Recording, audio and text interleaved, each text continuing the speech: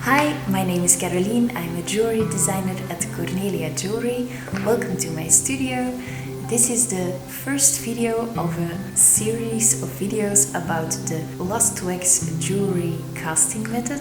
It is a technique I use a lot, so many people ask me questions about it, and I have so many things to tell you that I decided to make a series about this topic because it's too much to put in one video.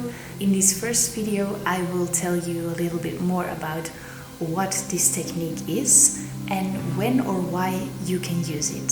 So, what is the lost wax technique?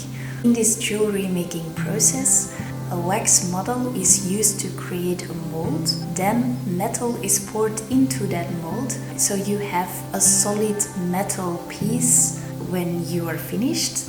It was used thousands of years ago already, and it was used in so many cultures all over the world.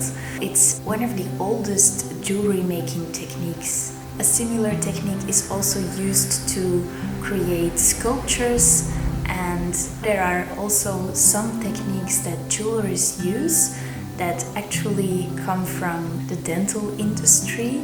It's a technique that has a long history, but it also is still very relevant these days. The name of the lost wax technique comes from the fact that you lose the wax during this process. I will show you the step-by-step process of the lost wax casting process in a later video in this series. You should already know that you don't need all that equipment for casting if you are just starting to try this technique. You can send your wax pieces to a professional company that is specialized in casting jewelry.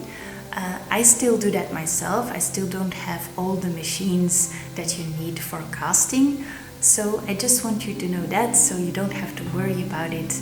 Let's get on. So when or why should you try this technique? Well, if you have some ideas that are quite three-dimensional and you want to try to model or sculpt them, it is possible to do that in wax, while it is way more difficult and takes a lot more time to create those kind of three-dimensional pieces directly in metal.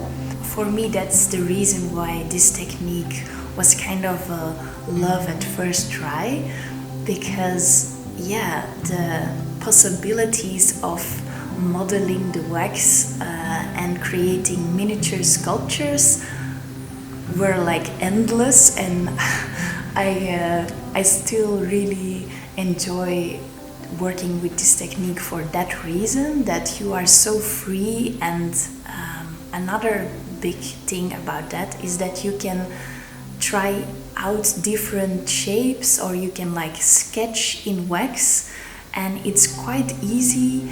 And I mean, compared to working in metal, it's quite easy and also way less expensive, so you can try out a lot of ideas to see how it works and how it looks like. And if it doesn't seem interesting, that's no problem, because it doesn't cost that much, and you haven't lost your precious time and precious metal. Another reason why you could use this technique, which is also a very important one if you want to try to have a business in jewelry making, you could create a rubber mold from your original metal piece, and that rubber mold gets filled up with wax, and then the wax again gets casted into silver or gold. You repeat the process. If you want to make copies of your work or reproduce your work, that is something that I do as well, because for some pieces you work hours and hours to create one piece, and if you want to sell it, it would be super expensive, also very time consuming.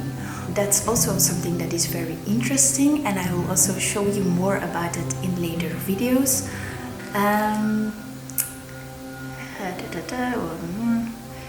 Another reason why the lost wax technique could be very interesting for you is when you're interested in 3D printing and 3D computer design, because you can print your computer design jewelry in a material that can get casted. And because of these possibilities, I believe that this technique will keep on evolving, and that's why I said that it's still very relevant, because it's used a lot in jewelry making. Now you know all the basics of the lost wax jewelry making technique, and you're ready to see more of the videos in this series if you'd like. If you like this video, you can give it a thumbs up and consider subscribing to my YouTube channel if you want to find out more about how I create my jewelry.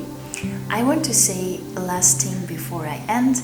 All the things I share in this series are based on my own experience. I work a lot with this technique, but still I know that there are lots of other ways to use and work with this technique that I don't know of. So I am always interested in learning more. If you would like to share something you know, please do. I'm happy to find out more, and if you do that in the comments, other people can learn as well. And if you have questions, you can also drop them in the comments, or you can follow me on Instagram, because I am collecting all questions about the lost wax technique to bundle and to make a video, like a sort of Q&A video. And I think I said everything. Check my papers. Okay, so that was it for this video, and I hope to see you soon. Bye!